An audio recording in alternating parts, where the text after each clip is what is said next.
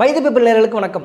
மே 4 தமிழக சட்டமன்ற தேர்தலோட முடிவு தெரிந்த பின்பு தனிப்பெரும் கட்சியாக தாவேகா உருவெடுத்து அதன் தலைவர் விஜய் அவர்கள் முதல்வராக ஆவார் என்று எல்லாருமே எதிர்பார்த்த நிலையில் அதற்கு ஆட்சி அமைப்புக்கு தேவையான 118 இடங்கள், அதாவது பெரும்பான்மை நிரூபிக்க தவறியதற்காக 3 முறை தமிழக ஆளுநரை விஜய் அவர்கள் முறையிட்டும் சந்தித்து தங்களை ஆட்சி அமைப்பதற்கு அழைப்பு விடுத்தும் கூட ஆட்சி அமைக்க அழைப்பு கொடுக்காமல் ஆளுநர் காலம் தாழ்த்து வருகிறார்.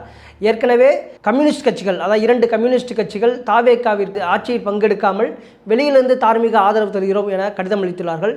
இந்த சூழலில் தாவேகாவுக்கு தேவையான 2 சட்டமன்ற உறுப்பினர்கள் விசிகாவிடம் இருக்கிறது. விசிகா தொடர்ந்து என்ன முடிவெடுக்க போகிறது என்று தமிழ்நாடு மக்கள் அனைவருமே உற்று நோக்கியிருக்கிறார்கள். அரசியல் களம் பரபரத்திருக்கிறது. நேற்று முன்தினம் பேசும் பொழுது விசிகா தலைவர் திருமாவளவன் அவர்கள் கம்யூனிஸ்டுகள் என்ன முடிவெடுக்கிறார்களோ அந்த முடிவை ஒட்டியே எங்களது முடிவெடுக்கப்படும் என்று கூறியிருந்தார்கள். அதனைத் தொடர்ந்து நேற்று உயர்நிலைக்குழு கூட்டம் முடிந்த பின்பு கூட இன்று காலை இந்த 10 மணி அளவில் இது குறித்து முடிவு அறிவிக்கப்படும் என்று கூறினார்கள்.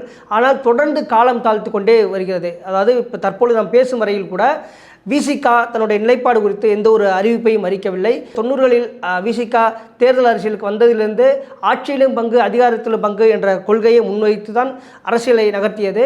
இந்த ஆட்சியில் பங்கு அதிகாரத்திலும் பங்கு விடுவதற்கான ஒரு நல்வாய்ப்பு நல்கியிருப்பதாக விசிகா தொண்டர்கள் பார்க்கிறார்கள். ஆனால் விசிகா தலைவர் திருமாவளவனுடைய முடிவு என்னவாக இருக்கிறது என்பதுதான் கேள்விக்குறியாக இருக்கிறது.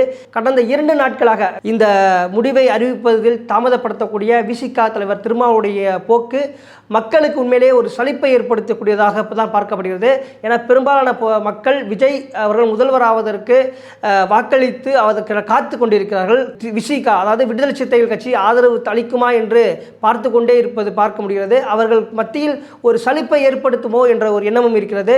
2020 விடுதலை சிறுத்தைகளோட காலம், அது விடுதலை சிறுத்தைகள் ஆட்சி அதிகாரத்தில் பங்கு கொள்வோம் என்று கூறி வந்த நிலையில் தற்பொழுது அதற்கான வாய்ப்பு கணிந்திருக்கிறது. அந்த வாய்ப்பை சரியாக பயன்படுத்துவாரா விடுதலை சிறுத்தைகள் தலைவர் திருமாவளவன் என்பதுதான் தற்பொழுது மக்கள் முன்னில் இருக்கக்கூடிய மிகப்பெரிய கேள்வியாக இருக்கிறது. நிச்சயமாக விசிகா தலைவர் திருமாவளவனுடைய முடிவு என்னவாக இருக்க வேண்டும் என்ற உங்கள் கருத்துக்கையும் இந்த வீடியோவில் பதிவு பண்ணுங்கள். நன்றி.